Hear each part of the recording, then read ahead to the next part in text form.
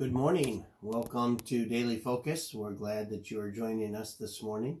I trust you had a great weekend. It was a beautiful weekend, and 'tis the season for open houses, and so it's always good to catch up with folks from stop after stop. Seems like the same people kind of make the same rounds, but it's great to have that time to fellowship and catch up and have life touching life, and we certainly congratulate the graduates.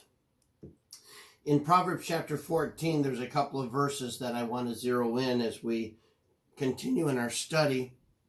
In verse number 16, it says, "A wise man feareth and departeth from evil, but the fool rageth and is confident. He that is soon angry dealeth foolishly, and a man of wicked devices is hated." Verse 29 says, "He that is slow to wrath is of great understanding, but he that is hasty of spirit exalteth folly. A sound heart is the life of the flesh, but envy the rottenness of the bones."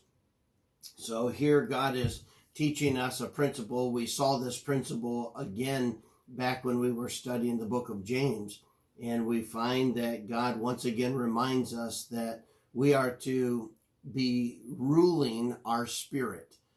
In other words, the word temperance of the fruit of the Spirit, this idea that the Spirit of God, when we yield to Him, will produce a calm spirit. In other words, I will not rage, I will not be hasty, I will not be overly emotional as it relates to a situation. It's amazing what triggers people, and we tend to hear people justify a quick temper by saying, I just have a quick trigger.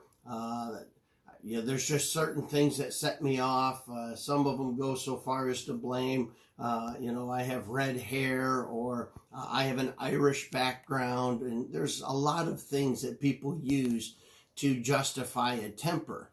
Well, I always remind people that Ephesians 4:26 says, "Be ye angry and sin not.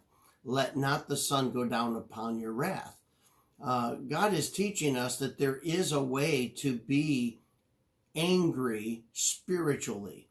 And we're just not good at that. We like to, talk about righteous indignation, but we're really not good at that. God says, you can be angry and sin not, but you can only be angry at what would offend me, or what I would be angry at. And you can only be angry the way that I would be angry at it. And God never loses control of His Spirit. He never loses control of His actions. He never rages. And so God is just simply reminding us, if we're going to be angry at what God is angry at in the way things offend God, then you can probably rule your spirit. However, if you're going to be angry with how things affect you, if you're going to be angry at what interferes with your life or affects your life, you're not going to do it without sinning. And God says you're going to have to get that right. And you should get that right before the sun goes down, because anger that lingers turns to wrath. Wrath that lingers turns to bitterness. Bitterness that lingers turns to malice, which is really a dangerous emotion that rages in our hearts. So God is saying, just deal with anger before you go to bed. And so as we look at this principle, God says here in verse number 17 that a man that is soon angry dealeth foolishly. And then he says, a man who is slow to wrath is of great understanding, but someone who is hasty of spirit is going to really invite folly. And so God is saying, don't lose your temper. Do not be sinfully angry. Back to that Ephesians chapter 4 passage. In verse 26, he reminds us to not be angry, not sinfully angry. If we are, don't let the sun go down upon your wrath. And then he says, verse 27, neither give place to the devil. This is an idea that God reminds us that nothing puts the devil in a position where he can win faster than sinful anger. Let's just, rehearse in our mind things that we have seen. We have watched some real temper tantrums, and I'm not talking about from toddlers in Walmart. I am talking about we've seen some real temper tantrums in grown adults. We've seen them lose their temper in sporting events. We've watched parents lose their temper in sporting events. We've watched grown adults lose their temper in driving. We've watched them lose their temper because, somebody bumped into them with a cart at a shopping center. We've watched people lose their temper over a number of things. And what happens is when a person loses their cool, or they lose their temper, they do really foolish things. Their actions make a fool of them. And then the more of a fool they're being made of by their own decisions, the more they try to justify, and the more foolish things that they say, and the more foolish things that they do, and really anger makes a fool out of people. And yet most everyone have had moments, and maybe even will have moments this week, where we're tempted to lose control of our spirit, or to allow our spirit to rage. And God says, if you do, you invite foolishness. You put the devil in a position where only he can win, and you're going to be the one who's made into the fool. And so God says, you know what?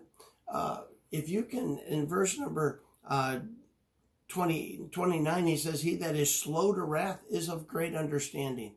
In other words, God says in Proverbs 16 that if you can rule your spirit, you can rule an entire city. And so, but if you can't, you're inviting all kinds of things into your life. You're inviting all kinds of folly and foolishness. So the lesson for today is simply this: walk in the Spirit so that you won't fulfill the lust of your flesh.